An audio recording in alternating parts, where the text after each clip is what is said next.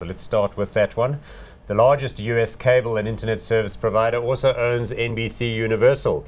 So at some level, the two of us sitting here on CNBC Africa, making money for CNBC Africa, which pays a royalty to CNBC US, which is part of NBC Universal, we're contributing to the financial health of this company. World class. In a small way, Paul, no, you're quite right. $187.43 billion worth of market cap. It's a big concern. Price earnings ratio 20.79. Dividend yield of 1.58%. Let's show the share chart to show how well it's done. So over the last 5 years, you can see it's been trotting steadily higher. It's kind of come alive. So it's mixed that enormous subscriber base that it has of millions and millions of people who get their cable, phone and internet connection with this company and the content of the NBC Universal network. So tell us about the company. What did the head office look like? Was the investor relations chief looking good? Yeah, no, all of those good things. Went to Comcast 1, which is, it looks like a gigantic flash drive. Yep. That's what it was built. Comcast 2, going up right beside it, it's going to be even higher, and that looks like a big Nokia phone. And they got round the building regulations in Philadelphia some years ago that said nothing could be higher than William Penn's hat.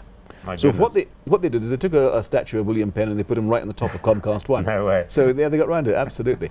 But I mean, a really innovative, incredibly fast-moving company, controlled by the Roberts family. Yes, which is I was going to say, mention that. So they, and the current CEO is the sort of descendant of the original founder. Well, in fact, he's the son. That's right. Yes. And you know, Brian Roberts. He's a great sportsman in his own right. Goes to the Maccabea Games in Israel every year, and no, he's a tremendous athlete.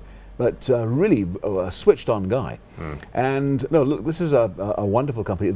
As I said earlier, they've got the ability to get the content and the distribution into one. Over many, many years, if not decades, they've been doing the hard yards, ripping up roads, putting in fiber, satellite, you name it. They're a multi-service operator. The Americans love these acronyms, you know. So to give a practical example, their Xfinity product, I've been visiting American families and then they have Xfinity. That means that gets plugged straight into their TV. Correct. There's a satellite package, not satellite, an entertainment package, and you get your ESPN and all of your other cable channels in there, your bouquet, your HBO, and so on and so forth.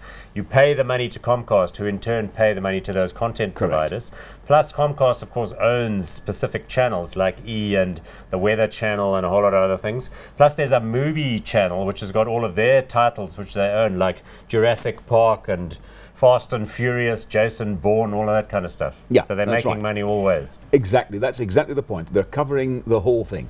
And one of the great ironies is the actual standard, the level, if you like, of service that they get is not that great. Exactly. Comcast comes up as one of the companies which regularly wins the worst customer service award. And how is that possible? Well, and yet, even with that, Paul, their churn rate is one of the lowest in the market because people value that content, exactly what you've talked about, so highly, they're prepared to put up with a rotten service just to get their grubby paws onto this.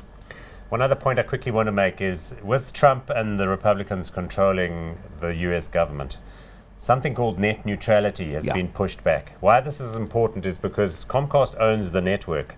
They want to be able to deliver certain content at a premium price, and they don't want to deliver other content so fast, like Netflix, which rides on their network.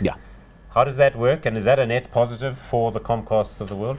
Yeah, they see it as being a net positive, funnily enough. And look, again, it's going to take time for this to actually wash out in the whole system. But I asked them, the company, about companies like Netflix, and we were talking again offline about this. And it comes back to the quality of the content.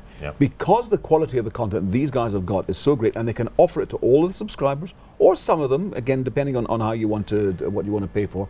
I think they're sitting so pretty it's not true. So it just keeps rolling. Okay, one final point is they do also have a few resorts and stuff like that. You can visit the Universal Studios places in Los Angeles. I can't imagine that chips in much money, but you know. Universal City, place like that, I think it's a bit less than 10%, but it's growing, and you'd be surprised. You know, the Americans, and there's some offshore ones as well.